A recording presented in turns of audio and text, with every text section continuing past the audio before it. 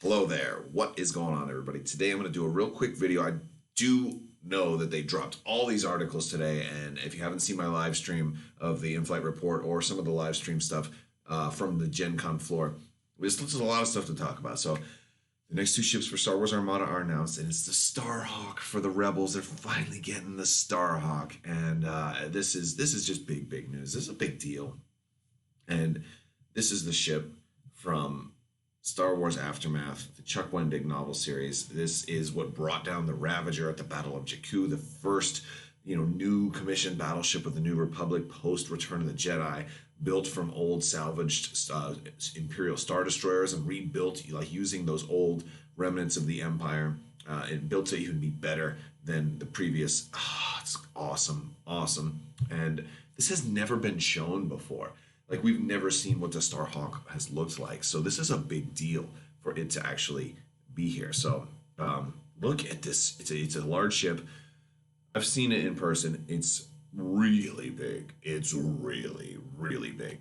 Not as big as a Super Star Destroyer, but not that much smaller than one. You're going to see. So at the end of the video, I have taken some photos. So I'll do that. Also, do want to remind you guys about the latest giveaway. You can enter to win a $25 Amazon gift card. All you have to do is be a subscriber and leave a comment on this or one of my videos. It's as simple as that. Normally, my videos are better quality than this. This one, I'm in the hotel room right now from Gen Con, so it's a little rougher on the quality, but I will definitely be breaking this down a lot more detail once I'm back in Florida. But for right now, I wanted to kind of talk to you guys a little bit about the Starhawk. So.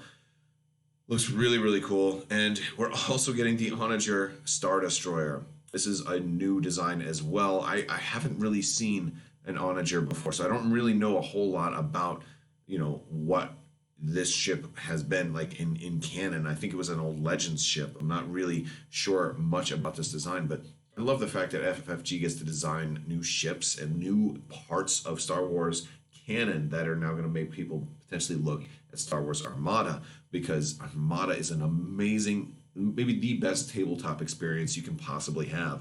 So it's really worth checking out. Also, if you had not ever heard of Star Wars Armada before and you're finding me, I got a lot of Star Wars Armada videos, how to play, a lot of introductions to this game. So definitely check it out. Or if you're interested in checking it out, I also have what to buy first on a budget, so you have to necessarily just buy everything right away. It's really cool. So looking at the Nadiri Starhawk, oh man, it's so pretty. It's so big. If you'll notice, it's not a large base right there. You actually can't even see all of the dice that this thing is able to shoot. It's really big, and the pictures that I've seen in person will probably don't even do it justice. It's one of the biggest ships I've ever seen. But yeah, it's coming with a couple of upgrade cards. We're gonna get some titles, and they're all the canon titles. They're the titles we're gonna see that we saw in the book. We're gonna get some new upgrades. A lot of that stuff we can't see, and I'll try to zoom in on and talk about a lot of these upgrades as they get spoiled, and in the future we'll do more of breakdowns. But one of the things I want to point out here is how about that front? I think that's that tractor beam assembly in the front. It's awesome. There's so much cool stuff going on here. But there's new defense tokens. And the new defense tokens are actually pretty cool. They look kind of like a boomerang with some kind of escort kind of they remind me a lot of some of those symbols that you see on some of the squadrons. But it occurred to me, what if it was counterattack, right? What if it, because we've had a lot of people requesting that type of mechanic, and since there's so many extra tokens and there's some things that make me lead me to believe. The commander that comes in here, Kirsta Agate, she is going to be able to give another ship that she's on an extra defense token. So maybe this, that's a way for them to say, hey, counterattack's a cool new mechanic, and maybe, or whatever this new defense token is, counterattack would be something that I think you would trigger during the spend defense token stuff. Oh, you're attacking me? Well, I'll shoot you back, but I can only do it so many times, right? I feel like that would be brilliant. And if that's not what that is, I hope they do that someday.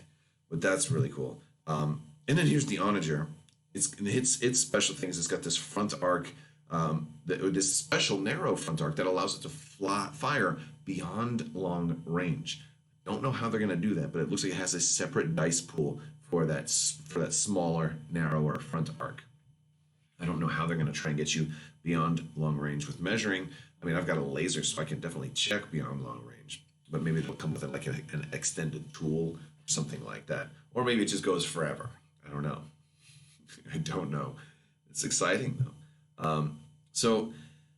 And this also comes with that new defense token, which is also pretty cool. So I'm like, all right, this defense token is definitely something new, and there's a lot of stuff I think we've seen that like they will try to fix older things with some newer things, and so maybe this new defense token, maybe this one is also coming with something that's going to allow another ship to have the new defense token because it has 5, and 5 is an odd number, right? 5 is an odd number. 4 makes more sense, and then 1 maybe to give to a friend or something, but who knows? And we also have a new commander here, and from what we can see, it looks like he's going to give you a bonus if you have an obstructed shot from your ship. So when your ships are attacking other ships, as opposed to losing a die, you're going to gain a die, which is sick. It's a red die, but I love red dice. That fits my playstyle perfectly because now I'm just thinking about all my architects clumped up together, overlapping each other, and then making sure that almost all of those shots are obstructed.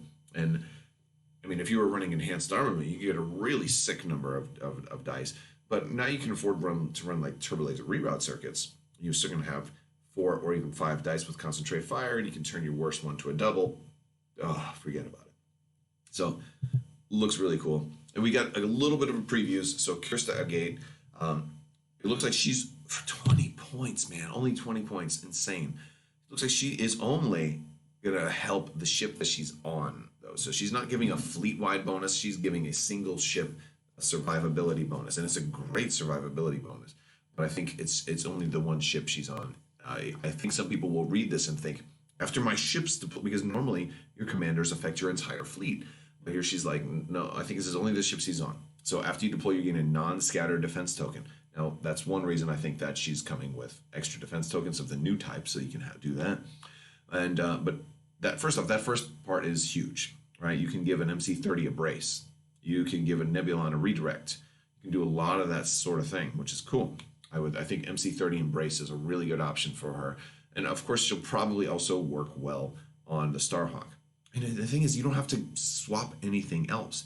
You gain it, period. It's not like replace one with another one. You're just gaining an extra defense token. That's cool. Maybe you want, a CR90 to have a third. No, I wouldn't say a third evade, but no. So it's just cool.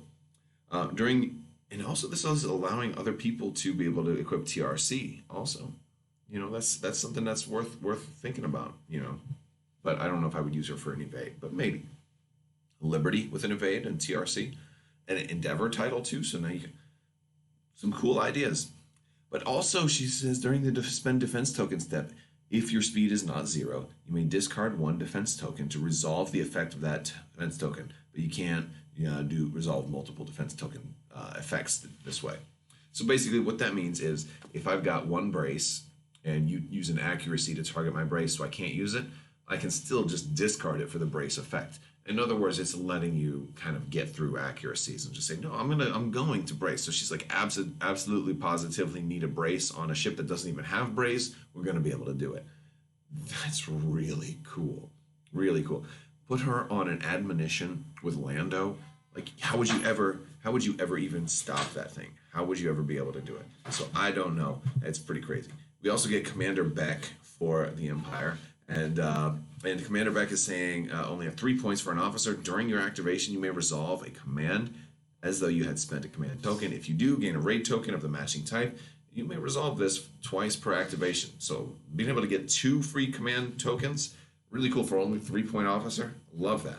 But I think the timing here is that you're going to have to, I think you're going to have to do this when you could resolve that command. So if you're doing squadron, you're going to have to do that at the beginning, right? If you're doing nav, you're going to have to do it during the end. So I think you're not going to be able to be like, oh, I'm going to take an engineering and then another engineering. No, you're not going to be able to do that. It's as you would normally do the command. At least that's my interpretation of it. But we'll see if I'm right or wrong. But I think it's a cool thing. You're going to get those raid tokens. We saw some stuff from Rebellion in the Rim today. I had posted some pictures on my Discord. There's a lot more things that are going to impact the way raid tokens work. So raid tokens are going to be more important. So this might not seem like such a big deal right now, but when Commander Rex is on their other end and you're like, oh, do I really want all those raid tokens? So it's very, very interesting. But we're going to talk more about these in the future. I do have some pictures from the showroom floor I want to show you guys. Here is a picture I took today of the Starhawk. You can see the Rebellion in the Rim box behind it. It's bigger than that box, man. Like, it's so huge. It's so big. It's magnificent. It's actually beautiful. Check out. I have more video that I'm going to put up of this eventually, and of course here's the Onager. Really, really beautiful. Not quite as absurdly big, but still really nice. Makes me very, very happy. And yeah, that's it. We got a Starhawk. We got an Armada, and it's awesome. I want to thank you guys so much for watching, and as always, have a great day.